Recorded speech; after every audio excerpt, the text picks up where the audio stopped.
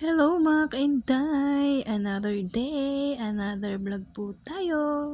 Cooking tayo ng ating lunch for today. Ayan, nagsalang tayo dyan ng corned beef with potato. Siyempre, pinride muna natin yung and then, nag-saute lang tayo dyan ng bawang sibuyas at isinama na natin ang ating corned beef. Yan. Mekos-mekos lang. Siyempre, lalagyan pa rin natin ng water para mapalambot pa rin natin mabuti ang ating potato. And then, nag-fry din tayo dyan ng milk fish. Pa-partner natin sa ating corned beef. Yan.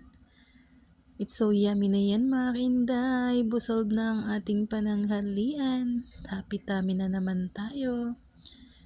Ayan, patutuyan pa natin ng konting water. Yan, it's so yummy ang ating pananghalian. Thank you for watching. Maraming salamat sa suporta. Simpleng pananghalian muna tayo. It's so yummy. Done cooking. Pwede na tayong mag-lunch. It's so yummy. Bye-bye!